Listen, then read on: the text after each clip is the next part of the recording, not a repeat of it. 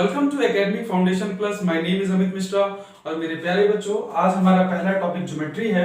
तो बच्चों, होता क्या है कि जब भी हम ज्योमेट्री की बात करते हैं तो ज्योमेट्री में lines and angle, triangle, circle, quadrilateral, इन सभी चीजों का इसमें मिक्सअप होता है। तो हमें सबसे पहले ज्योमेट्री को समझना है कि इस ज्योमेट्री के अंदर में जो सबसे पहली चीज आती है वो है लाइन्स एंड एंगल। मेरे प्यारे बच्चों, जब ये लाइन्स एंड एंगल, ये लाइंस और एंगल क्या है, बिना इसके हम ज्योमेट्री के किसी भी पार्ट को नहीं समझ सकते। तो सबसे पहला टॉपिक लाइंस और एंगल में सबसे पहली चीज जो आती है वो है लाइंस, और दूसरी जो चीज आती है वो होती है एंगल। बच्चों, जब हम लाइंस और एंगल को डिफाइन करते हैं तो ये दोनों ही एक दूसरे के साथ किस तरीके का रिलेशन बनाते हैं, ये सारी चीजें हम इस पूरे टॉपिक में जानने की कोशिश करेंगे। तो सबसे पहले हम लाइन के बारे में कुछ जानते हैं। एक्चुअली बच्चे, लाइन होता क्या है? Line, basically the minimum 2 points are required to form a line. It means कि हम कम से कम 2 पॉइंट्स की जरूरत होती है किसी भी लाइन को बनाने में। अगर मान लेते हैं हमने एक पॉइंट लिया तो ये एक सिर्फ पॉइंट सफिशिएंट नहीं होगा ये कहने के लिए कि ये लाइन है। मतलब सिर्फ एक ही पॉइंट ये नहीं बता सकता, ये पॉइंट हमें ये नहीं बता सकता कि ये एक लाइन है। लेकिन बच्चों, अगर मैंने एक और पॉइंट बनाया, जानबूझकर मैं बड़ा बना रहा हूं ताकि आप इन चीजों को समझ सके ज्यादा अच्छे से। जैसे ही हमने 2 पॉइंट्स बनाए तो ये एक तरीके का लाइन फॉर्म कर रहा है। तो कम से कम हमें the minimum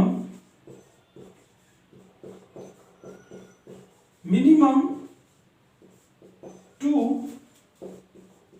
points are required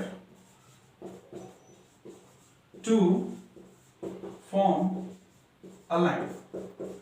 मतलब हमने पहली बार जानी लाइन के बारे में कि लाइन जो है कम से कम 2 पॉइंट्स हमें चाहिए होते हैं, कम से कम 2 पॉइंट्स चाहिए होते हैं किसी भी लाइन को ड्रॉ करने के लिए। मान लेते हैं हमने एक लाइन को ड्रॉ किया। बच्चों, जैसे ही हमने इस लाइन को ड्रॉ किया तो हम देख रहे हैं ये पॉइंट, ये जो लाइन है ये कभी खत्म नहीं होगा, ये कंटिन्यूअस चलता ही जाएगा, क्योंकि ये एरो हमें ये बता रहा है कि ये लाइन कभी खत्म नहीं होगा। अब जब ये लाइन कभी खत्म नहीं होगा तो आप क्या बता सकते हैं कि इस लाइन को हम कभी मेजर कर सकते हैं? क्या निकाल सकते हैं कि ये कितने सेंटीमीटर का है? तो हम इस पॉइंट में कुछ भी नहीं कर सकते, ऐसे लाइन को हम मेजर नहीं कर सकते कि ये कितना सेंटीमीटर है, क्योंकि बोथ साइड हम देख रहे हैं, इस साइड में भी और इस साइड में भी, कि ये पॉइंट सारे एंडलेस पॉइंट हैं। जैसे ही ये एंडलेस पॉइंट है, इट मीन्स कि इसके अंदर में ऐसा कोई भी एंड पॉइंट नहीं है जिससे हम ये डिफाइन कर सके कि ये लाइन कहीं जाकर स्टॉप होगा। ये लाइन कंटिन्यूअस चलती रहेगी, इसीलिए हम इसके बारे में कुछ नहीं बता सकते। दूसरी बात, हम लाइन के बारे में जानने की कोशिश करते हैं। मेरे प्यारे बच्चों, मैंने 2 लाइन ड्रॉ किया और आपसे मैंने पूछा कि इन दोनों में कौन सी लाइन बड़ी है, तो आप इसमें भी कुछ नहीं बता सकते। क्यों? क्योंकि ये लाइन हमें नहीं पता कि ये कहां तक जाएगी। ये भी कंटिन्यूअस चलती ही जा रही है लाइन, और ये भी कंटिन्यूअस चलती ही जा रही है। तो ऐसे लाइन में भी आप कुछ नहीं बता सकते कि कौन सी बड़ी है या कौन सी छोटी है, क्योंकि इनका हम मेजरमेंट नहीं कर सकते। तो बच्चों, जैसे कि हमने लाइन को, पहला पार्ट हमने लाइन को समझा, नाउ अब हमारे पास जो सेकंड चीज आती है वो होती है रे। क्या होती है? रे। मेरे प्यारे बच्चों, जब हम रे की बात करते हैं तो मैंने एक लाइन बनाया, आप देख रहे हैं इस लाइन को, सॉरी, हमने एक लाइन बनाया और हम देख रहे हैं कि इस पॉइंट पर एक पॉइंट तो है जो एंड पॉइंट है इसका। हम देख रहे हैं कि इस रे के अंदर में एक एंड पॉइंट तो है, इसे हम एंड पॉइंट कहते हैं। मतलब जैसे आप एक टॉर्च की लाइट जलाते हैं, जैसे ही टॉर्च की लाइट जलाते हैं तो ये लाइट आगे की तरफ निकलती जाती है। तो ये लाइट भी हम देख रहे हैं कि कंटिन्यूअस चल रही है, पर हम ऐसे को भी मेजर नहीं कर सकते। मतलब एक बात और हमें समझ में आई कि हम सिर्फ एक ही एंड पॉइंट रखें तब भी हम इस लाइन को मेजर नहीं कर सकते कि ये लाइन कितने सेंटीमीटर की होगी या मीटर की होगी। नाउ हमारे पास बच्चों तीसरा concept, the third one is line segment. Line segment. बच्चों, ये क्या होता है लाइन सेगमेंट? अब हम इसे समझते हैं। मान लेते हैं हमने एक लाइन ड्रॉ की। जैसे ही हमने एक लाइन ड्रॉ की, हमने इसमें एक एंड पॉइंट था, एक एंड पॉइंट हमने माना और दूसरा एक एंड पॉइंट और रखा। जैसे ही हमने 2 एंड पॉइंट रखे, जैसे ही हमने यहां पर और यहां पर 2 एंड पॉइंट रखे और इसका नाम रख दिया ए और बी, तो मेरे प्यारे बच्चों, हम इसको तो मेजर कर सकते हैं कि ये 5 सेंटीमीटर है या 5 मीटर है या 5 किलोमीटर है, पर जो इधर वाली लाइन है, यहां से आगे निकलने वाली लाइन को हम मेजर नहीं कर सकते। तो हम एक बात कह सकते हैं कि हमारा जो लाइन सेगमेंट है इसको हम मेजर कर सकते हैं। तो लाइन सेगमेंट के लिए मिनिमम कम से कम 2 पॉइंट एंड पॉइंट्स होने चाहिए। एंड पॉइंट्स, ध्यान रखिएगा मैंने इसे एंडलेस कहा था, और ये जो पॉइंट है एंड पॉइंट है, कम से कम 2 एंड पॉइंट होगा तो हम किसी भी लाइन को मेजर कर सकते हैं। अगर मैंने कहा कि मैंने 2 पॉइंट बनाए, एक ये और दूसरा ये, तो आप इसमें से बता सकते हैं कि ये लाइन छोटी होगी और ये वाली लाइन बड़ी होगी। तो मेरे प्यारे बच्चों, हमने लाइन के अंदर में 3 बातें जानने को मिली। सबसे पहले लाइन एक्चुअली में होता क्या है, फिर हमने रे को जानने की कोशिश की, और तीसरी चीज जो हमने जानी वो थी लाइन सेगमेंट। मेरे प्यारे बच्चों, जैसे ही हमने इस बात को जान लिया, नाउ अब इसके आगे से हम चलते हैं। मेरे प्यारे बच्चों, हमने लाइंस में जैसे ही तीनों ही चीजों को पढ़ा, तो एक और पार्ट आता है D, that is called collinear point, collinear points, और दूसरा आता है हमारे पास नॉन कोलिनियर पॉइंट्स। तो अगला पार्ट है E, that is called non collinear point. Actually बच्चे होते क्या है, एक्चुअली जब एक ही लाइन पर जब हम कोलिनियर पॉइंट्स की बात करते हैं तो हमने एक लाइन ड्रॉ की, और इस पे जितने भी पॉइंट्स है, मान लो 1 2 3 4 5, ये जितने भी पॉइंट्स है वो इसी लाइन पर है। जब लाइन पर ही सारे पॉइंट्स लाई करते हैं, जब ही सारे पॉइंट्स ये सारे के सारे 1 2 3 4 5, जैसे हम ए बी सी डी और ई मान लेते हैं, ये सारे के सारे पॉइंट्स जब एक ही लाइन पर होते हैं तो इसे हम कोलिनियर पॉइंट्स बोलते हैं।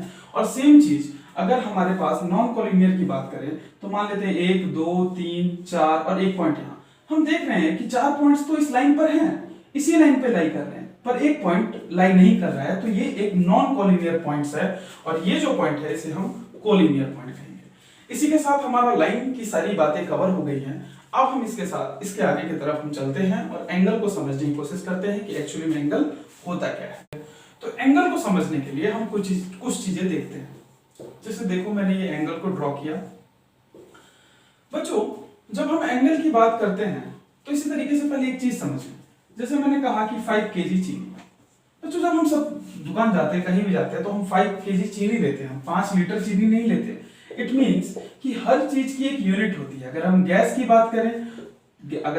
बात करते हैं तो वो मॉल में गिना जाता है। इसी तरीके से अगर हम किसी भी चीज को, अगर हम लिक्विड की बात करेंगे तो वो लीटर में जाएगा, अगर हम उसको सॉलिड में बात करेंगे तो किलोग्राम में जाएगा, करंट की बात करेंगे हम तो उसे हम एम्पेयर में गिनते हैं, अगर हम रेजिस्टेंस की बात करें तो हम उसे ओम में गिनते हैं। तो इसी तरीके से हर चीज की एक यूनिट होती है। अगर हम लेंथ की बात करें तो वो किस में होता है, सेंटीमीटर, मीटर, इन सब में लेंथ होता है। तो हर चीज का एक यूनिट होता है। इसी तरीके से एंगल की जो यूनिट होती है उसे हम डिग्री बोलते हैं। क्या बोलते हैं मेरे प्यारे बच्चों? डिग्री बोलते हैं। अगर हम डिग्री बोलते हैं एंगल की यूनिट को, जैसे मान लो हमने कहा 50 डिग्री, मैंने कहा 40 डिग्री, 60 डिग्री, तो ये सारे के सारे क्या एंगल को शो करते हैं कि डिग्री एंगल की यूनिट है, और 50 डिग्री ये बता रहा है कि एंगल कितना है, 50 डिग्री। अब बारी आती है कि एंगल किन किन चीजों के बीच में हम निकाल सकते हैं। बच्चों, जैसे कि हमने एक रे को ड्रॉ किया, आप जानते हैं कि एक रे के अंदर में एक ही एंड पॉइंट होता है, और हमने सेम एंड पॉइंट से दूसरा रे भी ड्रॉ किया। जब हमने देखा कि ये जो पॉइंट है ये सेम एंड पॉइंट है, मैंने क्या बोला, सेम एंड पॉइंट। बच्चों, ये जो पॉइंट है यहां वाला, जो 2 रेज आपस में आकर यहां पे मिल रही हैं, इस पॉइंट को हम वर्टेक्स भी बोलते हैं। क्या बोलते हैं मेरे प्यारे बच्चों? इन्हें हम वर्टेक्स भी बोलते हैं। तो पहली बात, जैसे कि एंगल की यूनिट डिग्री होती है, इसी तरीके से हम 2 रेज के बीच में एंगल निकाल सकते हैं जब उन दोनों का जो बेस है, उन दोनों का पॉइंट जो है, उनका एंड पॉइंट हमेशा सेम हो। अगर वो एंड पॉइंट सेम नहीं होगा तो हम उनके बीच का एंगल नहीं निकाल सकते। जैसे कि मैंने एक लाइन ऐसे ड्रॉ की और दूसरी मैंने लाइन ऐसे ड्रॉ की, तो मैंने कहा क्या आप इनके बीच का एंगल निकाल सकते हैं? तो इनके बीच का हम एंगल नहीं निकाल सकते। लेकिन अगर हम इसका एंड पॉइंट आगे चलकर यहां पर जुड़ जाता है तो हम कह सकते हैं इन दोनों के बीच में एंगल हम निकाल सकते हैं। तो एंगल हमेशा 2 रेस के एंड पॉइंट अगर सेम होते हैं तभी उन दोनों के बीच में एंगल निकाला जा सकता है। बच्चों, एंगल को डिनोट करने के लिए हम कह सकते हैं x डिग्री, y डिग्री, अगर हमें एंगल नहीं पता होता तो हम x मान लेते हैं, y मान लेते हैं, k मान लेते हैं, कुछ भी अल्फाबेटिक टर्म मानकर हम एंगल निकाल लेते हैं। दूसरी बात, एंगल को डिनोट करने का दूसरा एक और तरीका होता है। जैसे मैंने कहा x डिग्री एंगल है, जैसे मैंने कहा आप इस चीज को थोड़ा सा और अच्छे से डिटेल से समझते हैं। मैंने कहा कि एक लाइन हमने ऐसे ड्रॉ की, इसे मैंने a माना, इसे b माना और इसे हमने c माना। तो मैंने कहा कि ये 50 डिग्री है, मैंने क्या बोला 50 डिग्री है। तो हम देख रहे हैं कि एंगल a जो है ये एंगल का साइन होता है बच्चों। ये वाला जो साइन होता है मेरे प्यारे बच्चों, इसे हम एंगल का साइन बोलते हैं। जैसे ऐसे ये b हो गया, एंगल c हो गया, इस तरीके से ये एंगल के साइन होते हैं। एंगल a बराबर यहाँ पर कितना डिग्री है मेरे प्यारे बच्चों, दैट इज 50 डिग्री। तो हमने एंगल के बारे में थोड़ी सी बात जानी कि एंगल में डिग्री होता है उसकी यूनिट, एंगल कैसे निकाल सकते हैं ये समझा। अब हम इसमें आगे कॉन्सेप्ट की तरफ चलेंगे और ये जानने की कोशिश करेंगे कि अब हम कुछ एंगल की प्रॉपर्टीज को देखते हैं। प्रॉपर्टीज में जो सबसे पहली चीज आती है वो आता है स्ट्रेट एंगल। क्या आता है मेरे प्यारे बच्चों, स्ट्रेट एंगल। ये स्ट्रेट एंगल होता क्या है, एक्चुअली में इसमें बहुत कंफ्यूजन होता है। होता क्या है कि इसमें दो पार्ट होते हैं स्ट्रेट एंगल में, एक 0 डिग्री होता है और दूसरा जो होता है वो 180 डिग्री होता है। क्योंकि दोनों ही स्ट्रेट लाइन जैसी दिखती हैं तो हमें लगता है इसमें कौन सा हम 0 डिग्री लें, कौन सा हम 180 डिग्री लें, कब ये 0 डिग्री हो जाए, कब ये 180 डिग्री हो जाए, इसमें हम हमेशा परेशान रहते हैं। तो हम इस बात को पहले क्लियर करते हैं। बच्चों, जब एक लाइन एक ही डायरेक्शन में जाएगी, सिर्फ एक ही डायरेक्शन उसकी होगी, तो हमेशा 0 डिग्री कहलाएगी। कहने का मतलब है जब मैं सिर्फ एक डायरेक्शन में जाता हूं तो वो सिर्फ और सिर्फ 0 डिग्री होगी। ये क्या शो कर रहा है कि ये सिर्फ एक डायरेक्शन में जा रहा है। सेम कंडीशन अगर हम 180 डिग्री में देखें तो मैंने क्या कहा, मैंने एक लाइन को ड्रॉ किया, यहां तक तो जा रही थी ये लाइन, लेकिन जब ये लाइन हमने देखा जैसे ही ये लाइन यहां से यहां तक पहुंची और ये जैसे ही लाइन अपोजिट होती है सेम डायरेक्शन में, जस्ट अपोजिट हो गई, तो ये लाइन अपने आप में 180 डिग्री का एंगल बनाती है। मतलब कोई लाइन अपने ही डायरेक्शन में जस्ट अपोजिट हो जाए तो वो लाइन अपने आप में 180 डिग्री बनाती है।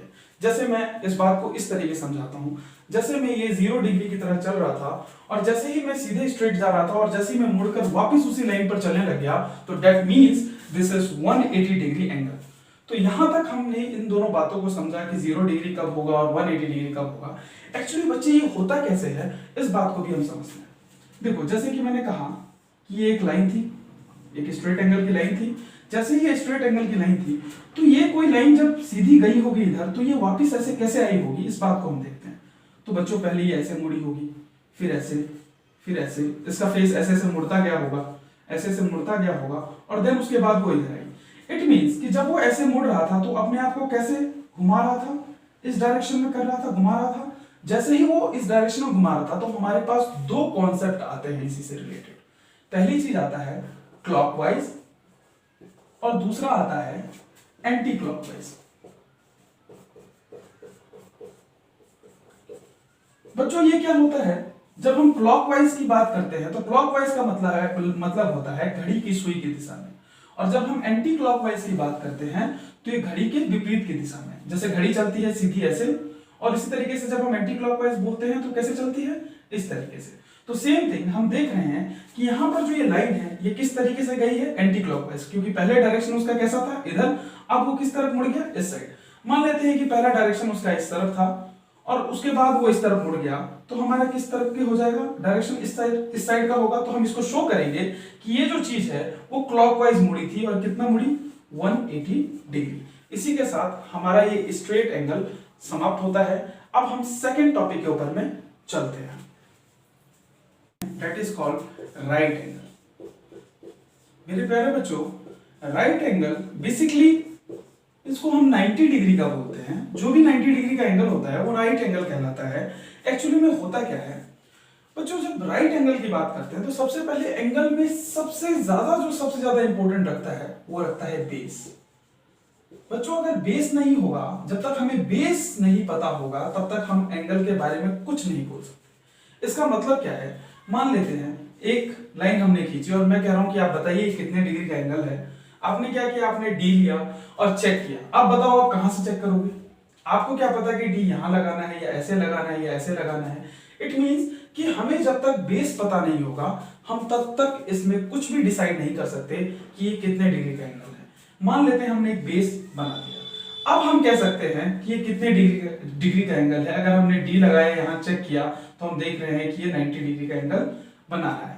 इट मीन्स कि राइट एंगल जो होता है वो ऐसा होता है कि बेस के ऊपर में जो सीधी लाइन होती है, आप डी से चेक करेंगे तो ये 90 डिग्री ही होगा और इसे हम राइट एंगल बोलेंगे। बच्चों इसमें थोड़ी सी और इस चीज को समझने की कोशिश करते हैं। जैसे मैंने कहा ये लाइन है, इसका आप राइट एंगल बताइए, तो इसका राइट एंगल सीधा नहीं होगा, ये गलत हो जाएगा, क्योंकि आप जब यहाँ डी लगाएंगे तो देखेंगे कि राइट एंगल से एंटी क्लॉकवाइज में ज्यादा आ रहा है। तो आप फिर से इसे लगाएंगे, फिर से मैंने एक लाइन ड्रॉ की, तो हमने देखा इसका राइट एंगल बनाने के लिए इसके लिए हमने इस तरीके से लाइन ड्रॉ किया बेस का, ताकि अब अगर आप यहाँ डी लगाएंगे तो ये राइट एंगल दिखेगा। सेम चीज थी। मतलब कहने का मतलब ये है कि अगर हम देख रहे हैं कि ये दोनों मार्कर को देखिए, ये अगर 90 डिग्री का एंगल है, अगर हमने थोड़ा सा भी इस मार्कर रेड वाले मार्कर को थोड़ा सा इधर टिल्ट किया तो साथ में हमें बेस को भी टिल्ट करना होगा, तभी ये हमेशा 90 डिग्री रहेगा। अगर मैंने सिर्फ मार्कर के रेड वाले मार्कर को सिर्फ मैं टिल्ट करता जाऊंगा तो इससे एंगल इंक्रीज होगा, ये 90 डिग्री का एंगल कभी नहीं रहेगा। 90 डिग्री का एंगल को होने के लिए इसके लेंथ के साथ साथ जो रेड वाला मार्कर है, इसके साथ साथ वाई वाला जो ब्लू वाला मार्कर है वो भी साथ में चलना चाहिए। कहने का सेंस ये है कि अगर ये थोड़ा भी मूव करेगा अपने एक्सिस पर तो इसे भी अपने एक्सिस पर मूव करना होगा, लाइक दिस। ये 90 degree angle, right this, like this. तो इस तरीके से ये 90 डिग्री का एंगल होगा। अगर मैंने यहां छोड़ा तो इट मींस ये कैसा लाइन बनेगा, something like this and something like this. It means कि ये 90 डिग्री होगा, ना कि अगर मैंने एक लाइन ड्रॉ किया और मैंने यहां से बेस ड्रॉ किया और कहूं कि ये 90 डिग्री है तो ये बिल्कुल 90 डिग्री नहीं होगा। एक हमने सीधी लाइन ड्रॉ की और मैंने बेस को टेढ़ा कर दिया तो क्या ये 90 डिग्री है? नहीं। अगर ये सीधी लाइन थी तो इसके लिए नीचे भी सीधी होनी चाहिए, तभी ये राइट एंगल हो सकता है। तो मेरे प्यारे बच्चों, एंगल में हमने दूसरा कॉन्सेप्ट भी समझ लिया। जैसा कि हमने राइट एंगल को जान लिया, अब हमारे पास अगला कॉन्सेप्ट आता है सी और डी, जिसमें हम इस प्रॉपर्टी के अंदर में हम जानेंगे acute angle and D part is obtuse angle. ये दोनों ही क्या होते हैं इसको हम समझने की कोशिश करते हैं। बच्चों बहुत ही इंपॉर्टेंट कॉन्सेप्ट है, इसे ठीक से समझिएगा। जैसे मैंने कहा कि मैंने एक बेस ड्रॉ किया, बेस का मतलब आधार, जिस पर वो एंगल टिका होगा, जिस पर वो लाइन टिकी होगी। तो बेस का मतलब हमेशा समझिएगा वो आधार जिसके ऊपर में कोई लाइन टिकी होती है। जैसे मैंने एक मैंने बेस बनाया और फिर इसके ऊपर में मैंने एक 90 डिग्री का एंगल क्रिएट किया। जैसे ही मैंने ये राइट एंगल बनाया तो मैं देख रहा हूं कि इसके बाद मैंने कोशिश की एक्यूट एंगल बनाने की। एक्यूट एंगल एक्चुअली में क्या होगा, जैसे यहां से ये वाली लाइन, ये लाइन यहां तक, ये डिग्री मूव होती जा रही है, यहां तक आई, फिर यहां तक भी लेकर आए, इसको यहां तक भी लेकर आ रहे हैं, इसको यहां तक भी लेकर आ रहे हैं, पर ये 90 डिग्री तक से पहले थोड़ा रुक जाएगा, यहां तक आने के बाद ये रुक जाएगा। कहने का मतलब ये है कि ये वाला जो एंगल, अगर मैं कहूं कि 0 डिग्री, तो बच्चों 0 डिग्री तो स्ट्रेट लाइन होती है, तो वो एक्यूट एंगल हो ही नहीं सकता। मतलब कोई भी एंगल जो 0 डिग्री से बड़ी हो और 90 डिग्री से छोटी होनी चाहिए, उस एंगल को हम एक्यूट एंगल बोलते हैं। जैसे कि मैं इसको फिर से ड्रॉ करता हूं, आप देखिए, जैसे ये हो गया लाइक दिस। हम देख रहे हैं कि अगर यहां से यहां तक अगर एंटी क्लॉकवाइज चले तो ये कितना डिग्री, इसे हम x मान लेते हैं, x डिग्री का मान लेते हैं। और हम देख रहे हैं कि अगर हम 90 डिग्री, क्योंकि बेस ये है तो इसका परपेंडिकुलर क्या होगा, सीधा सीधा, मतलब इसका राइट एंगल कहां बनेगा, 90 डिग्री। तो देखते हैं 90 डिग्री में अभी भी कुछ बाकी है, इसीलिए हम कहेंगे, अगर मैं इसे B कह दूं, इसे O कह दूं, इसे A कह दूं, तो मैं कहूंगा angle BOA, angle BOA that is equal to x degree, और ये एक्यूट एंगल होगा। अगर मैं फिर से इसको ड्रॉ करूं तो कुछ ऐसा दिखेगा, लाइक यहां पे था हमारे पास BOA। सेम कंडीशन से हम सेकंड वाले टॉपिक पे चलते हैं। जिस तरीके से हमने एक्यूट एंगल सीखा, अब हम देखते हैं ओबिट्यूज एंगल में। ओबिट्यूज एंगल की बात करें तो सेम हम वही काम करेंगे। हमने एक स्ट्रेट लाइन ड्रॉ किया और जैसे ही ड्रॉ किया तो हमने एक राइट एंगल बनाया और हमने ये कहा कि अगर कोई एंगल, ये वाली जो लाइन है ये स्टार्ट होती है, ये वाली लाइन अगर यहाँ पर थी और ये स्टार्ट होती है और स्टार्ट होते होते होते 90 डिग्री क्रॉस करते हुए अगर वो 180 के पास जाके रुक जाती है तो हम ये कहेंगे कि ओबिट्यूज एंगल होता है कि 90 डिग्री से बड़ा, क्योंकि 90 डिग्री से छोटे वाले क्या होंगे, एक्यूट एंगल होंगे। तो हम जानते हैं कि 90 डिग्री से बड़ा जो एंगल होगा और अगर वो 180 डिग्री से छोटा है, मतलब 90 डिग्री से तो बड़ा होना चाहिए पर 180 डिग्री से अगर छोटा होगा तो उस एंगल को ओबिट्यूज एंगल बोलेंगे। जैसे कहने का सेंस, अगर मैंने फिर से एक लाइन ड्रॉ की तो मैं देख रहा हूं अगर मैंने ऐसा कुछ बनाया तो हम देख रहे हैं कि एंगल कितना मुड़ा, ये 90 डिग्री से तो बड़ा होगा। क्यों? क्योंकि 90 डिग्री इसका कैसा होगा, सीधा होगा, तो 90 से आगे है, इट मींस कि ये पूरा एंगल कितना हो जाएगा, कुछ भी होगा तो ये 90 डिग्री से बड़ा होगा और 180 डिग्री से छोटा होगा। जैसे मेरा कहने का सेंस ये है कि मैंने फिर से एक लाइन ड्रॉ किया और मैं देख रहा हूं कि ये जो लाइन थी इसको हमने यहां से घुमाने की कोशिश की और ये लाइन सिर्फ यहीं तक आई, तो हम देख रहे हैं ये कितना मुड़ी एंटी क्लॉकवाइज में, हम देख रहे हैं कि 90 डिग्री से ये ज्यादा है। जैसे ही ये 90 डिग्री से ज्यादा है इट मींस कि ये एंगल जो है ऑबिट्यूज एंगल है। ये बातें हमें समझ में आ चुकी है कि एक्यूट एंगल क्या होता है, ऑबिट्यूज एंगल क्या होता है, जो 180 डिग्री से छोटा होता है, क्योंकि ये लाइन कभी भी 180 डिग्री पर नहीं आएगी। अगर ये 180 डिग्री पे आ जाती तो ये भी स्ट्रेट लाइन हो जाती, इसीलिए ये 180 डिग्री पे नहीं रहेगी, ये सिर्फ यहां तक आ सकती है। तो हमने एक्यूट एंगल भी समझा और ऑबिट्यूज एंगल भी समझा। अब हम आगे बढ़ते, अगला कॉन्सेप्ट आता है हमारे पास E part, that is called reflex angle. ये क्या होता है बच्चों? रिफ्लेक्स एंगल कहता है कि मैं 180 डिग्री से बड़ा हूं और 360 डिग्री से छोटा हूं। बच्चों ये 360 डिग्री क्या है, इसको समझते हैं। एक्चुअली एंगल में जब वो एक साइकिल कंप्लीट करती है तो सिर्फ वो 360 डिग्री का एंगल बनाती है, इससे ज्यादा वो एंगल नहीं बना सकती। कहने का मतलब है अगर मैंने एक स्ट्रेट लाइन ड्रॉ किया तो अगर मैं यहां से इस पॉइंट से अगर मैं सिर्फ इस पॉइंट तक आता हूं तो कितना डिग्री बनाया है इसने, 180 डिग्री। और सेम कंडीशन इस पॉइंट से लेकर अगर वापस मैं इस पॉइंट तक आता हूं तो कितना बनाया, 180 डिग्री। तो हम देख रहे हैं ये दोनों मिलाकर 360 डिग्री ही बना पा रहे हैं। मतलब जब भी कोई एंगल अपना पूरा एक साइकिल कंप्लीट करती है तो सिर्फ 360 डिग्री का एंगल बनाती है, इससे ज्यादा एंगल वो नहीं बना सकती है। तो सेम रिफ्लेक्स एंगल देखते हैं, तो मैंने कहा कि ये 180 से ज्यादा है, इट मींस कि अगर मैंने एक लाइन ड्रॉ की, अगर मैं यहां से यहां ड्रॉ करता तो ये तो 90 डिग्री से भी कम है, यहां ड्रॉ करता तो 90 डिग्री से ज्यादा है, यहां ड्रॉ करता तो ये 180 डिग्री हो रहा है, इट मींस कि थोड़ा और बड़ा करना पड़ेगा लाइन। इट मींस कि अगर मैं यहां ड्रॉ करता हूं, अगर मैंने इस सारी लाइन को मिटा दिया, यहां से हटा दिया और लाइन अगर मैंने ये ड्रॉ किया, आप देख रहे हैं कि मैंने लाइन ये ड्रॉ किया, तो यहां से यहां तक का जो एंगल होगा जो बना, इसको हम कहेंगे रिफ्लेक्स एंगल। क्यों? क्योंकि ये 180 डिग्री से बड़ा भी है, आप देख रहे हैं 180 डिग्री से बड़ा भी है और 360 डिग्री से छोटा है, क्योंकि ये पूरा सर्किल इसने कंप्लीट नहीं किया। ये यहां भी हो सकता था, ये यहां भी हो सकता था। अगर यहां होता तो हम यहां से लेकर ये पूरा पूरा पूरा पूरा पार्ट यहां तक आ जाता। अगर हम थोड़ा और आगे बढ़ाते तो ये यहां तक हो जाता, बट ये 360 डिग्री में लाइन नहीं करता, क्योंकि 360 डिग्री होते ही वो जो साइकिल है वो पूरी कंप्लीट हो जाती। तो मेरे प्यारे बच्चों, हमने रिफ्लेक्स एंगल को भी अब समझ लिया है। अब हम एंगल के नेक्स्ट कॉन्सेप्ट पे चलते हैं। नेक्स्ट कॉन्सेप्ट में हमारे पास दो चीजें हैं। First, complementary angle, complementary angle, and the second one is supplementary.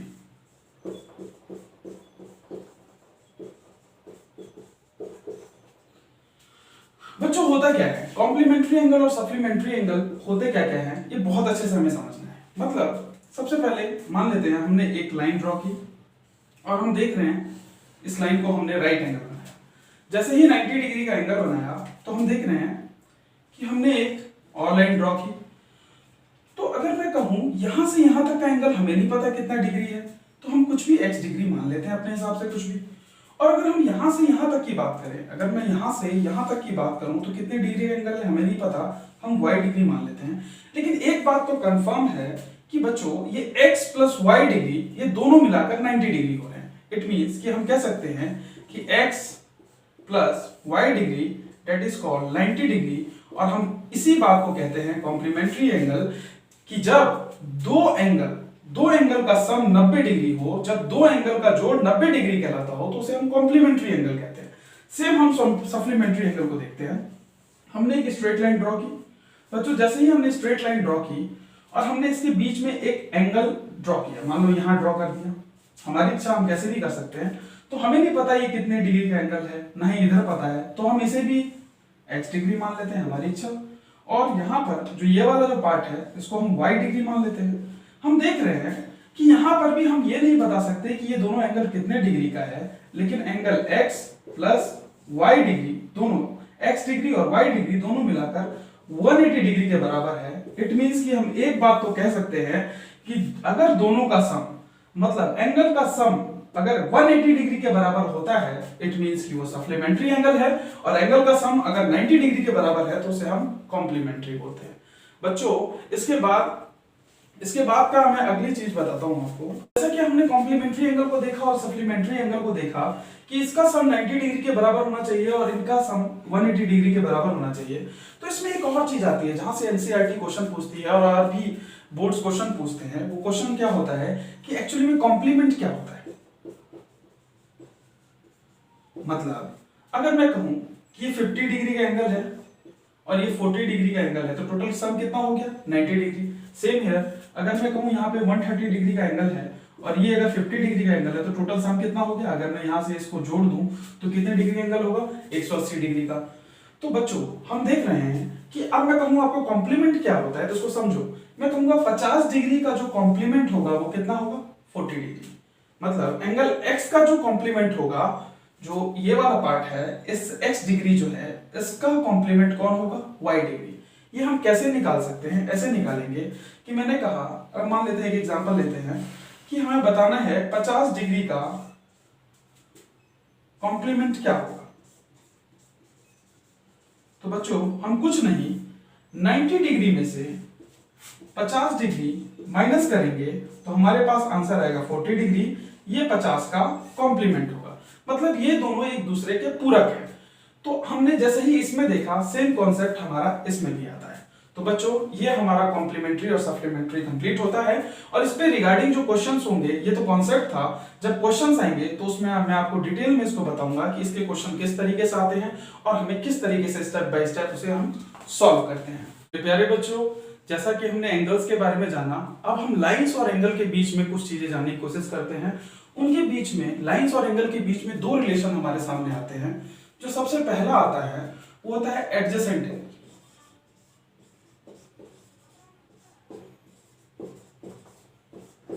बच्चों ये क्या होता है, इसके बारे में हम देखते हैं। एडजेसेंट एंगल किसी भी दो एंगल के बीच में जब भी हो सकता है कि पहली उनके बीच में एक कॉमन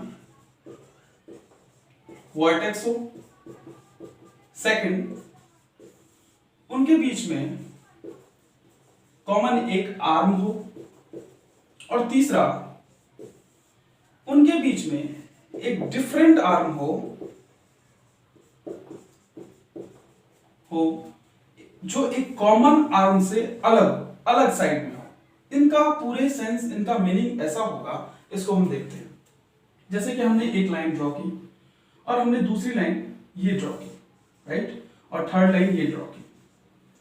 तो बच्चों जैसे लाइन ड्रॉ की तो हमने इसमें पॉइंट्स कुछ बनाए। इसे बहुत अच्छे से समझना है बच्चों। इसे मैंने O माना, इसे मैंने A माना, इसे B माना और इसे हमने C मान लिया। अब बच्चों हुआ क्या कि हम देख रहे हैं इनके बीच में हम कुछ भी एंगल रख सकते हैं। तो हमारे अकॉर्डिंग मैंने इसे x डिग्री मान लिया और इतने पार्ट को मैंने y डिग्री मान लिया। अब देखो हुआ क्या, मैं कह रहा हूं कि इनके बीच का जो एंगल है, पहले इसे हम समझते हैं एक्चुअली में होता कैसे कैसे क्या है एंगल के बीच में। देखो बच्चों, जब हम एंगल लेते हैं, मैंने कहा एंगल AOB लिया, एंगल AOB लिया। जब भी एंगल AOB लिया तो हम देख रहे हैं कि ये कितने डिग्री का एंगल बना रहा है, तो हम देख रहे हैं ये x डिग्री का एंगल बना रहा है। एक्चुअली बच्चों इस बात को मैं थोड़ा और डिटेल में बताता हूं कि ये जो यहां पर आप O देख रहे हैं, एक्चुअली में ये इसी का एंगल है। जब जो बीच वाला होता है उसी का एंगल ये होता है, क्योंकि जो इसके साइड वाले होते हैं ये आर्म्स को डिनोट करते हैं, ये बताते हैं कि इनके बीच में कौन से आर्म है, A और B। जैसे कि मैंने ये सेकंड वाला पार्ट लिया तो मैं देख रहा हूं कि BOC लिया, मैंने क्या लिया BOC। ये कितने डिग्री का एंगल है, तो मैं देख रहा हूं ये y डिग्री का एंगल है। तो बच्चों मैं इसमें एक चीज बहुत अच्छे से देख रहा हूं कि अब जो मैंने O वाला लिया है, दोनों में O तो सेम है, पर हम देख रहे हैं कि इस बार जो लेंथ लिया गया है इस वाले में बी और ये सी के बीच में, बी और सी के बीच में जो एंगल बन रहा है वो ये वाला एंगल है। तो इससे हमने ये दो बातें सीख ली बच्चों। इसको हम ऐसे भी कह सकते थे, जो ए ओ बी वाला जो एंगल था ए ओ बी, हम इसको ऐसे भी ले सकते थे बी ओ ए। इससे कोई भी इक्वेशन पे फर्क नहीं पड़ेगा अगर हम बी ओ ए ले या ए ओ बी ले। इसी तरीके से जो हमारा बी ओ सी लिया था इसे हम सी ओ बी भी ले सकते हैं, मतलब इस एंगल को हम सी ओ बी भी बोल सकते हैं। तो हमने इस बात को पूरा पूरा समझ लिया। अब हम देखते हैं ये कि यहां पर हमारे पास दो एंगल हैं, क्या ये एडजेसेंट है या नहीं, हम इस बात को चेक करते हैं। तो पहली चीज, इनके बीच में हमारा कॉमन वर्टेक्स होना चाहिए। हम देख रहे हैं कि ये जो वर्टेक्स है इस पार्ट को हम क्या बोलते हैं, आपको मैंने पहले ही बताया था, इस पार्ट को हम वर्टेक्स बोलते हैं। क्या बोलते हैं? वर्टेक्स बोलते हैं। तो हम देख रहे हैं कि इनका कॉमन वर्टेक्स तो है, इस वाले एंगल का और इस वाले एंगल का, इसका कॉमन वर्टेक्स क्या है? तो देख रहे हैं जी O जो है हमारा, इसमें कॉमन वर्टेक्स है। अब अगली बात देखते हैं, क्या इनके बीच में कोई कॉमन आर्म है? तो हम देख रहे हैं अगर मैं इन दोनों ट्रायंगल को अलग अलग बनाऊं एंगल को, तो पहला कैसे बन रहा है? Like this one, first one is this कि A और B, इनके बीच में एंगल क्या है? x degree. और मैंने दूसरा एंगल भी यही बनाया, क्या था ये? Like this. ये क्या था? ये B था, ये O था और ये C था। अब यहां पर हमने दोनों को देखा तो हमने देखा O दोनों का वर्टेक्स कॉमन है। सेकंड चीज, कॉमन आर्म होना चाहिए। तो मैं देख रहा हूं इसमें भी BO कॉमन है और इसमें भी BO कॉमन है, इट मींस कॉमन आर्म भी है हमारे पास BO। आर्म मतलब भुजा, और भुजा हम देख रहे हैं कॉमन है, BO इसमें भी कॉमन और BO इसमें भी कॉमन। अब तीसरी चीज होती है, क्या ये तीसरी बात को सेटिस्फाई कर रहा है कि डिफरेंट आर्म होना चाहिए कॉमन आर्म के अलावा? तो कॉमन के अलावा हम देख रहे हैं एक तरफ इस तरफ हमारे पास OA है और इस तरफ OC है। तो मतलब हमारे पास OA and second is OC दोनों ही मौजूद है, जो कि इस कॉमन आर्म के अलग अलग साइड पर है। इस बात को बहुत अच्छे से समझना है कि सेम साइड में नहीं होने चाहिए। अगर ये OC इधर होता तो नहीं माना जाता। एक्चुअली में क्या कि इस कॉमन आर्म के इस तरफ होना चाहिए और एक इस तरफ होना चाहिए, डिफरेंट साइड में। तो हम देख रहे हैं डिफरेंट साइड में हमारा AO है, OA है और यहां OC है। तो इसी ऐसे एंगल्स को हम कहते हैं एडजेसेंट एंगल। जैसा कि मैंने एडजेसेंट एंगल को देखा, अब इसी तरीके से हम इसका दूसरा कॉन्सेप्ट देखते हैं जिसको हम बोलते हैं लीनियर पेयर। क्या बोलते हैं? Linear pair. अब हम इसको भी समझने की कोशिश करते हैं बच्चों। इसके लिए भी इसी तरीके का कुछ कॉन्सेप्ट है, पर इसमें थोड़ा सा डिफरेंस रहता है एक दूसरे से। क्या डिफरेंस है इसको हम देखते हैं। फर्स्ट पार्ट इज, इसमें भी कॉमन वर्टेक्स होना चाहिए। सेकंड, B1 इज, इसमें भी कॉमन आर्म होना चाहिए। पर जब इसके हम C पार्ट की बात करते हैं, जैसे इसमें डिफरेंट आर्म था अलग अलग साइड में, ये कहता है कि डिफरेंट तो होना ही चाहिए, एक दूसरे से अलग तो होना चाहिए, कॉमन आर्म के अपोज साइड अलग अलग साइड में तो होने चाहिए, डिफरेंट तो होना ही चाहिए, साथ में ये अपोजिट होना चाहिए। ये सबसे इसका स्टार पॉइंट वाली बात थी कि इसे जो है अपोजिट भी होना है लीनियर पेयर में। तो हम देख रहे हैं इसका फिगर हमने ऐसे बनाया। अब हम सेम फिगर यहां बनाते हैं। हमने क्या किया, एक लाइन ड्रॉ की, हमने एक और लाइन ड्रॉ की, और जो हम देख रहे हैं थर्ड लाइन जो हमारी ऐसी थी, हमने इसको क्या किया, इसको हमने जस्ट सीधा ड्रॉ किया। अब हम देख रहे हैं इसे हमने O बोला, इसे A बोला, इसे B and now it is C। तो हम देख रहे हैं इसमें भी सेम चीजें, इसे भी हमने x माना, x डिग्री, और यहां से यहां तक का जो वैल्यू है इसे हमने y डिग्री मान लिया। अब हम देख रहे हैं कि अगर हमसे कहा गया कि कॉमन वर्टेक्स, तो हम देख रहे हैं कि कॉमन वर्टेक्स है, क्योंकि अगर मैं इन दोनों को अलग अलग ड्रॉ करूं तो आप देख रहे हैं एक लाइन ऐसी आ रही है और दूसरी line something like this one.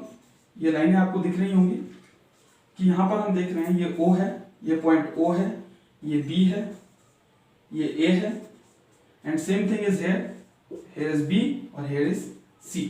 अब हम देख रहे हैं कि ये हमसे कह रहा है कि कॉमन वर्टेक्स होना चाहिए। तो हम देख रहे हैं दोनों में वर्टेक्स क्या है, O है, कॉमन है। इन दोनों ही एंगल के बीच में ये जो y डिग्री है और जो x डिग्री है, इन दोनों के बीच का जो एंगल है, आप देख रहे हैं यहाँ पर दोनों का वर्टेक्स क्या है, वर्टेक्स हमारा कॉमन है और वो क्या है O। Very good. नाउ हम सेकंड पॉइंट को देख रहे हैं, क्या ये सेकंड पॉइंट सेटिस्फाई कर रहा है कि कॉमन आर्म होना चाहिए? तो देख रहे हैं कि इसमें भी बीओ है और इसमें भी बीओ है, तो हाँ जी ये कॉमन आर्म भी है। अब हमसे तीसरी बात कह रहा है कि कॉमन आर्म के इधर साइड में, मतलब अलग अलग साइड में, कॉमन आर्म के अलग अलग साइड में एक डिफरेंट रे होनी चाहिए जो अपोजिट होनी चाहिए। तो हम देख रहे हैं ये लाइन OA है और ये OC है और ये एकदम एक दूसरे के अपोजिट है। यहां पर ये अपोजिट नहीं था, ये सिर्फ एक डिफरेंट साइड में था। तो डिफरेंट साइड में था तो इसे हम एडजेसेंट बोलेंगे, इसे हम लीनियर पेयर में नहीं बोल सकते। लेकिन लीनियर पेयर हम कब कह सकते हैं? जब ये लाइन एक दूसरे के अपोजिट हो। तो हाँ जी यहां पर OA एंड OC जो लाइन है वो एक दूसरे के अपोजिट है, इसीलिए इसे हम लीनियर पेयर कहेंगे। मेरे प्यारे बच्चों, हमने एडजेसेंट एंगल और लीनियर पेयर, इन दोनों ही लीनियर पेयर ऑफ एंगल जो है हमारा, sorry linear pair of angle जो है, इन दोनों ही बातों को हमने बहुत अच्छे से समझ लिया।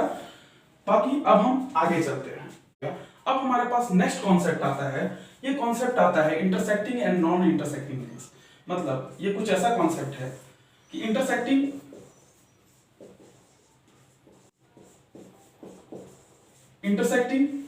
और second one is non intersecting lines. Non intersecting lines. बच्चों अब ये क्या है? इन दोनों ही बातों को बहुत आराम से समझते हैं। एक्चुअली में ये काम कैसे करते हैं बच्चों, जब कोई भी दो लाइन एक दूसरे को कट करती है तो ये पॉइंट उनका इंटरसेक्टिंग पॉइंट कहलाता है। ये जो पॉइंट होता है ये एक दूसरे को, इंटरसेक्टिंग का मतलब होता है काटना, और आप देख रहे हैं कि ये जो पॉइंट है वो इंटरसेक्ट पॉइंट है। This point is called intersect point. जिस पॉइंट पर वो दो लाइन कट कर रही है, कोई भी दो लाइन कैसे भी कट कर रही है, ये पॉइंट इंटरसेक्टिंग पॉइंट, ये लाइंस और ये लाइंस कट कर रही है इस पॉइंट पर, तो उसे हम इंटरसेक्टिंग पॉइंट्स बोलेंगे। बच्चों अब जब हम नॉन इंटरसेक्टिंग पॉइंट्स की बात करते हैं तो कैसे काम करता है, इससे पहले थोड़ा सा और इसको हम डिटेल में जानते हैं। बच्चों हम देख रहे हैं ये लाइन ऐसे जा रही है, दूसरी लाइन ऐसे जा रही है, दोनों ही लाइन देख रहे हैं। अभी तो ये दोनों लाइन एक दूसरे को कट नहीं कर रही, तो हम क्या करेंगे, हम देख रहे हैं कि इन लाइन के बीच में जो डिस्टेंस है वो धीरे धीरे कम हो रहा है। इट मींस आने वाले टाइम में जब ये थोड़ा और आगे जाएगी तो कहीं ना कहीं जाकर ये दोनों एक दूसरे से जरूर इंटरसेक्ट करेगी, क्योंकि इनका डिस्टेंस धीरे धीरे कम हो रहा है। इसी तरीके से जब हम नॉन इंटरसेक्टिंग की बात करते हैं तो नॉन इंटरसेक्टिंग में क्या होता है कि जैसे ये दो लाइंस है, आप देख रहे हैं हमने दो लाइंस बनाई और देख रहे हैं कि इसका डिस्टेंस हमेशा सेम है, कंटिन्यूअस सेम है। जैसे ही कंटिन्यूअस ये सेम रहेगा तो ये लाइन कभी भी एक दूसरे को इंटरसेक्ट नहीं कर सकती, और ऐसे ही लाइन को हम बोलते हैं पैरेलल लाइंस। क्या बोलते हैं बच्चों? Parallel lines. क्योंकि इनके बीच का डिस्टेंस हमेशा सेम होगा, ये कभी एक दूसरे को कट नहीं कर सकती हैं। जैसे कि मैंने कहा कि एक लाइन ऐसा और सेकंड लाइन ऐसा, आप देख रहे हैं इनके बीच में अगर आप यहां डिस्टेंस देखें तो इनके बीच की दूरी यहां पर ज्यादा है, थोड़ा और आगे गए तो कम दिखी और कम हो गई। इट मींस कि कहीं ना कहीं जाकर आगे जाकर ये जरूर ही टकराएंगे और ये इंटरसेक्टिंग हो जाएंगे, ना कि ये नॉन इंटरसेक्टिंग। नॉन इंटरसेक्टिंग जो लाइंस होती है मेरे प्यारे बच्चों, ये हमेशा पैरेलल होती है, क्योंकि ये लाइंस कभी भी एक दूसरे को नहीं कट करती। कभी भी एक दूसरे के साथ जो इनका डिस्टेंस होता है वो सेम होता है। जैसे आप रेल की पटरियों को देखते हैं, वो पटरियां हमेशा सेम होती हैं, एक ही डिस्टेंस पे होती हैं, इसीलिए उन्हें हम पैरेलल बोलते हैं। वो पैरेलल होते हैं, इंटरसेक्ट नहीं करते। तो इसी के साथ हमारा इंटरसेक्टिंग और नॉन इंटरसेक्टिंग पार्ट दोनों ही कंप्लीट होता है। अब हम आगे चलते हैं और इसलिए हम आखिरी और सबसे इंपॉर्टेंट टॉपिक पर चलते हैं, जिसमें ये है vertically opposite angle. Vertically opposite angle. बच्चों जब हम वर्टिकली अपोजिट एंगल की बात करते हैं तो इसको हम बहुत अच्छे से समझेंगे एक्चुअली में ये काम कैसे करता है। तो फर्स्ट ऑफ ऑल हमने क्या किया, कोई भी दो लाइन, हमने बहुत सिंपल भाषा में इसे समझना है, कोई भी दो लाइन जब एक दूसरे को कट करती है तो आमने सामने वाले एंगल्स बराबर हो जाते हैं। बच्चों इसे ठीक से समझना, मैंने इसीलिए दो कलर यूज किया है ताकि आप इसे ठीक से समझ सके कि ये वाली साइड, ये वाला एंगल इसके बराबर और ये वाला एंगल इसके बराबर हो जाता है। मतलब कहने का मतलब अगर ये 50 डिग्री है तो ये भी आपको 50 डिग्री होगा, अगर ये 130 डिग्री है तो ये भी बच्चों 130 डिग्री होगा। बच्चों इस चीज को और थोड़ा सा डिटेल में जानते हैं। किसी भी तरीके की दो लाइन अगर मैंने ऐसे कट की उससे भी कोई फर्क नहीं पड़ेगा, इसके आमने सामने वाली साइड ये वाली साइड और ये वाली साइड, ये वाला एंगल सॉरी और ये वाला एंगल ऑलवेज सेम होगा। अगर मैंने इसे 60 डिग्री माना तो ये भी 60 डिग्री होगा, और अगर ये 120 डिग्री है तो सेम हियर ये भी 120 डिग्री होगा। तो बच्चों हमने जैसे ही इस पूरे पार्ट को जाना तो वर्टिकली अपोजिट एंगल एक्चुअली में होता है। जब भी दो लाइनें एक दूसरे को इंटरसेक्ट करती हैं, कट करती हैं, तो चार एंगल बनते हैं, और आमने सामने वाली जो साइड होती है वो ऑलवेज बराबर होती है, दोनों ही तरीके से। अब इसी बात को हम एक बार प्रूव करने की कोशिश करते हैं। तो बच्चों हमने जैसे एक लाइन बनाई, आप देख रहे हैं ये हमने लाइन थोड़ी सी कट हो गई, फिर से करते हैं एक बार। जैसे हमने एक दो लाइन कट की, जैसे ये दो लाइन कट की तो हमने यहां पर चार एंगल बनाए, 1 2 3 एंड हियर इज 4। ये चार एंगल हमने बनाए, और इसका नाम हम कुछ भी रख सकते हैं। इसे हम x डिग्री बोल सकते हैं, y डिग्री बोल सकते हैं, z डिग्री बोल सकते हैं, k डिग्री बोल सकते हैं। चारों का सम अगर हम करेंगे तो 360 डिग्री होगा। ये तो हमें पता है, अगर एक सर्कल पूरा हो गया, x degree plus y degree plus z degree plus k degree, सभी का सम 360 होगा। तो बच्चों जैसे हमने इसको डिग्री में भी रख सकते थे, अगर हम चाहते तो इसको हम ऐसे कर कर यहां पर हम angle 1, angle 2, angle 3 and angle 4, हम जो जैसी मर्जी हम किसी भी तरीके से रख सकते थे। तो हम इससे इंप्रूव कर सकते हैं और उससे इंप्रूव कर सकते हैं। एक्चुअली में हमें सिर्फ कॉन्सेप्ट समझना है कि कॉन्सेप्ट है कैसे, कैसे हम इसको बताएं, कैसे हम समझेंगे कि ये वाली साइड इसके बराबर, ये वाला एंगल इसके बराबर होता है।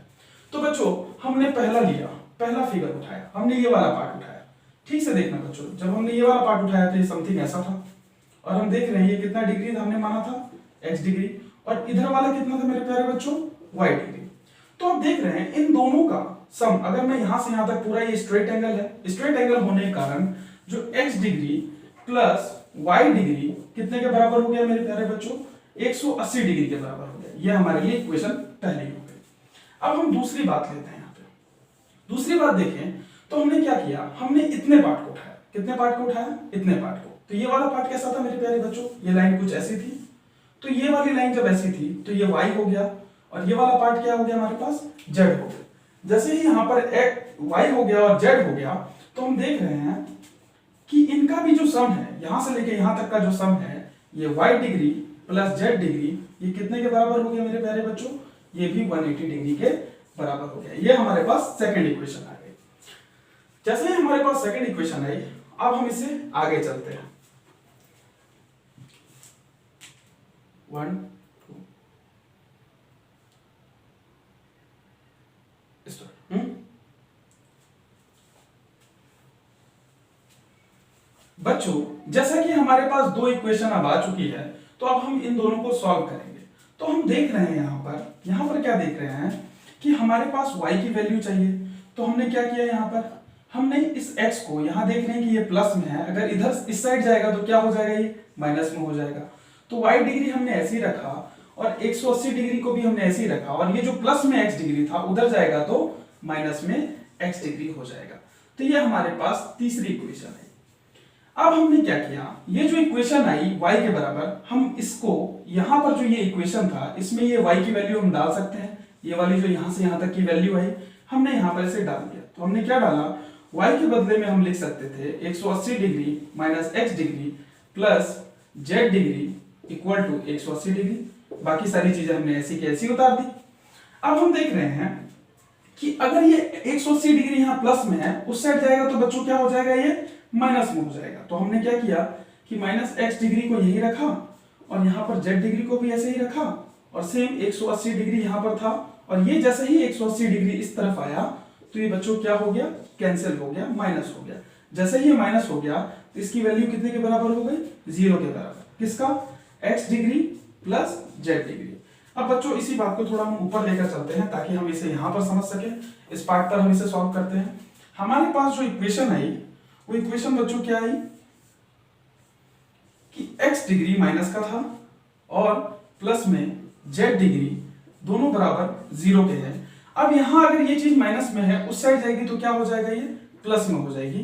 तो जैसे ही ये इस साइड गया तो ये क्या हो गया, प्लस में हो गया। और इससे हमें ये पता लगा कि जो एंगल x डिग्री जो था वो किसके बराबर है, z डिग्री के। अब हम यहाँ आते हैं, यहाँ हम देख रहे हैं कि ये जो x डिग्री है वो यहाँ पर z डिग्री के बराबर आ चुका है और यही हमें प्रूफ करना था। तो आपका काम है आप y डिग्री और k डिग्री को प्रूफ करके देखेंगे क्या ये दोनों भी इस एक दूसरे के इक्वल हैं।